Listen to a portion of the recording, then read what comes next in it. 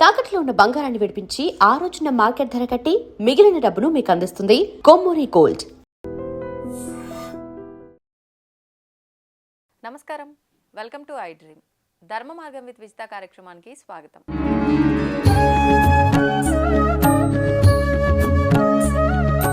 ప్రస్తుతం మనతో పాటు ఉన్నారు ప్రముఖ ఆధ్యాత్మికవేత్త ప్రొఫెసర్ సత్యనారాయణ మూర్తి గారు. ఇప్పుడు గురుగారితో మాట్లాడదాం.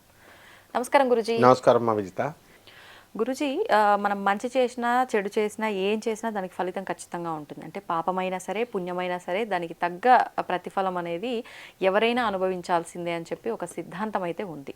అయితే దీని ప్రకారంగా మంచి చేస్తే పుణ్యం చేస్తే పర్వాలేదు, దానికి తగ్గ ఫలితం అంటే సంతోషంగా ఉంటుంది అనే ఒక క్లారిటీ ఉంది. మరి పాపం చేసి ఎదుటి వారిని ఇబ్బంది పెట్టి ఈ రకంగా చేస్తే కనుక ఖచ్చితంగా దానికి పనిష్మెంట్. ఈ పనిష్మెంట్ గురించి గరుడ పురాణంలో శిక్ష, ఏ దానికి ఏం శిక్ష, నువ్వు ఏం తప్పు చేశావు దానికి ఆ తప్పుకు తగిన ఈ శిక్ష ఉంటుంది అని చెప్పి వివరించారు అని చెప్పి నిజంగా ఉందా? అసలు ఎటువంటి శిక్షలు ఉన్నాయి? ఇదంతా ఎంతవరకు నమ్మచ్చు? దాని గురించి వివరణ ఇవ్వండి. 100% నమ్మచ్చు. ఇది గరుడ మహాపురాణం అంటే వేదవ్యాసుల వారు రాశారు గరుడ పురాణం. తర్వాత దీన్ని ఎవరికి చెప్పారంటే విష్ణుమూర్తి గరుత్మంతుడికి చెప్పాడు. అందువలన ఇందులో ఏం చెప్పాడు అని అంటే మొత్తం మనిషి పుట్టిన తర్వాత చచ్చిపోయేంత వరకు మనకు తెలుస్తుంది. అవన్నీ అన్ని పురాణాలు కవర్ చేసినాయి. భాగవతము, మహాభారతం ఇవన్నీ కూడా. చనిపోయిన తర్వాత జీవుడు మనం ఏమవుతున్నాం అన్నది మనకే తెలియదు. అది కవర్ చేసినటువంటి గొప్పతనము ఒక్క గరుడ పురాణానికే ఉంది.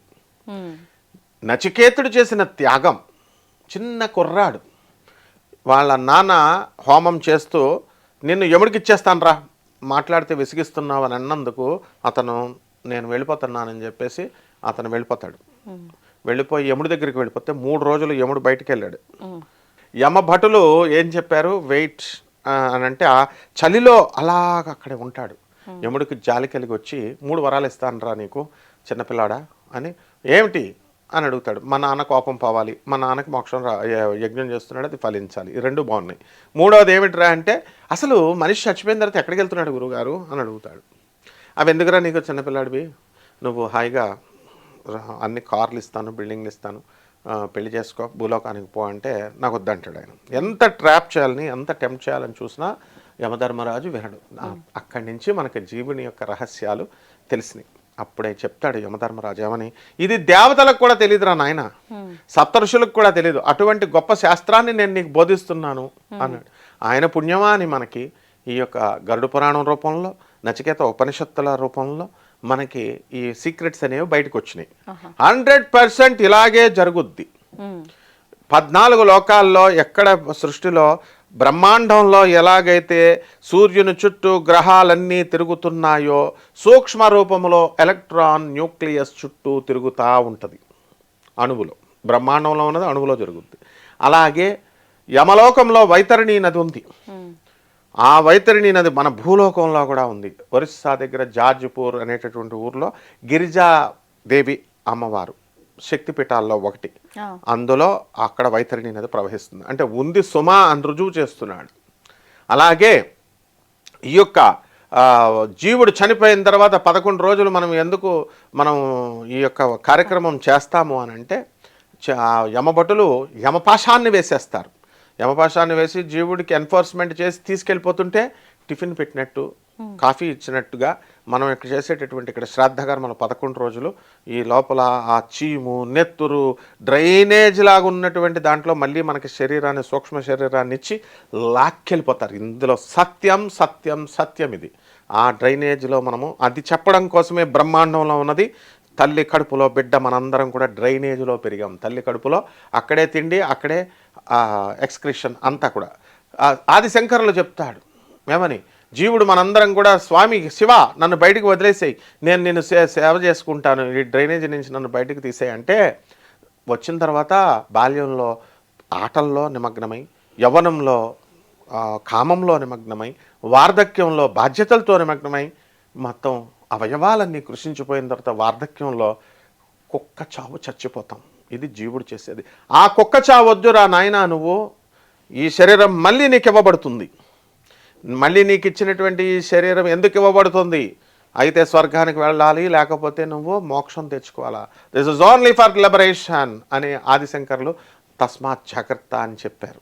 ఇది నగ్న సత్యం. కాబట్టి జీవుడికి వేసేటటువంటి శిక్షల్లో కామంతో కళ్ళు మూసుకుపోయినాయారా అంటారు. అంటే అర్థం ఏమిటి? కామము చేసేటటువంటి వాళ్ళకి, అధిక కామము చేసేటటువంటి వాళ్ళకి కళ్ళు మూసుకుపోయినాయి అంటే కళ్ళు పోతాయి. లాస్ట్ జన్మలో మనం అత్యాచారాలు చేసేటటువంటి వాళ్ళు, ఇలాంటి వాళ్ళంతా ఈ జన్మలో కళ్ళు లేకుండా పుడతారు. అదొకటి. నెక్స్ట్, ఇతరుల యొక్క అన్నాన్ని మనం తీసేసుకుంటాం. ఈ రౌడీ షీటర్లు వీళ్ళు కబ్జాలు చేస్తూ ఉంటారు. అటువంటి వాళ్ళంతా మిడతలుగా పుడతారు అని చెప్తుంది మొత్తం. దానికి డిసైడ్ చేసేసాడు. అండ్ కుంభీపాక నరకంలోకి తోసిపడేస్తాడు. చికెన్లు బాగున్నాయి, మటన్లు బాగున్నాయి, స్పైసీ ఫుడ్, చికెన్ 65 అని చెప్పి కోసుకుని తింటున్నారు. ఫిష్ ల్యాండ్ ఇలా. అక్కడేమవుతుందంటే తినండి అని చెప్పి ఆ చేపలు ఏం చేస్తాయంటే, న్యూటన్స్ థర్డ్ లా, ప్రతి చర్య రివర్స్లో ఉంటుంది. గోడకి బాల్ ఎంత గట్టిగా కొడితే అంతే గట్టిగా వెనక్కి తిరిగి వస్తుంది. ఇది సృష్టి యొక్క నియమం. అందువలన ఏం జరుగుతుందంటే చేపలు ఫ్రైలు ఇవన్నీ మటన్లు తీసే వాళ్ళకి మళ్ళీ మనం మేకలుగా పుడతాం. మాంసాహారం తినేవాళ్ళకి ఖచ్చితంగా మనం పుడతాం. దాన్ని కుంభీపాక నరకం అంటే వైన్ షాపుల పక్కన ఏపుతా ఉంటారు కోసి చేపలు. అలా మనల్ని కోసేసి ఆ శరీరం వేసేసి వేపుతాడనమాట యముడు. అక్కడ ఇది ఖచ్చితంగా జరుగుద్ది. ఏమండి నరకం ఉండదా అండి? ఎవరు చూడొచ్చారు అండి? చచ్చిపోయిన తర్వాత ఎవరు చూడొచ్చారు? ఐ డోంట్ కేర్ అంటారు. కేర్ లేదు, గీరు లేదు, తోలు తీసేయడం ఖాయం యముడు. Without your concern. సమవర్తి ఆయన శనీశ్వరుడు మనం చేసినవన్నీ రికార్డు చేస్తాడు. చిత్రగుప్త అంటే చిత్రంగా, గుప్తం అంటే మనం చేసినవన్నీ దృశ్యం సినిమాలాగా గుప్తంగా లోపల ఉంటాడు. ప్రత్యేకించి బయట రాయడాలు ఉండవు. బ్లాక్ బాక్స్, ఏరోప్లేన్లో బ్లాక్ బాక్స్ పేలిపోతే బ్లాక్ బాక్స్ ఎలా తీస్తే చేస్తారో మనం తీసుకెళ్ళి జీవుడు ఇలా పెడతాడు యముడు ముందు. మనం మాట్లాడడానికి మనకు ఛాన్స్ లేదు. ఆ బ్లాక్ బాక్స్ ప్లే చేస్తారు. ఏం జరిగింది, ఎలా ఏం చేసాం, దానికి తగ్గించి నిర్ణయాలు వీడిని ఏపేయండి అంటాడు. అందువలన చేపలు బాగా కోసుకొని తినేవాళ్ళకి మనల్ని కూడా అలాగే కోస్తారు. ఈ యొక్క మేకల్ని, కోళ్ళని దేవతల పేరుతో బలులు ఇచ్చేటటువంటి వాళ్ళకి అబెట్మెంట్, కోసేయండ్రా బలి అని చెప్పేటటువంటి వాళ్ళను కూడా, అబెట్మెంట్ అంటే నేరాన్ని ప్రోత్సహించారు కాబట్టి వాళ్ళను కూడా కోసేస్తారు. ఇదే కుంభీపాక నరకం. అపరిచితుడి సినిమాలో ఆయన చూపించాడు విక్రమ్.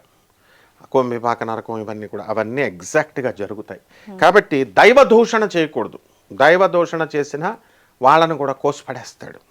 కాబట్టి శరీరం అనేటటువంటిది మళ్ళీ మనకి తిరిగిస్తాడు. And it's a continuous process. ఏదో 10 నిమిషాలు చేసేసి వదిలేస్తాడేమో అనుకుంటాం. నో, పోలీస్ డిపార్ట్మెంట్ ఉంటుంది. 3rd డిగ్రీ అని ఉండేది. ఇప్పుడంటే ఫ్రెండ్లీ పోలీసింగ్ వచ్చింది. మంచి ఐపీఎస్ ఆఫీసర్స్ వచ్చారు కాబట్టి సిస్టమ్ ఫ్రెండ్లీ చేశారు. దొంగగారు ఎక్కడ దొంగతనం చేసి బంగారం పెట్టారు చెప్పండి అని అడిగితే వాడు ఎందుకు చెప్తాడు వాడు?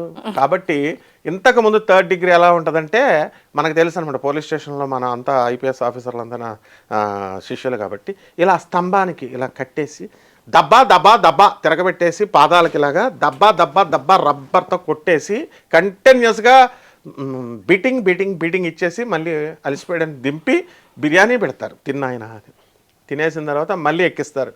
దబ్బా ఇదే యమలోకం అంటే. కాబట్టి పోలీస్ స్టేషన్లో మన కమిషనర్ గారు, మన డీజీపీ గారే యమధర్మరాజు.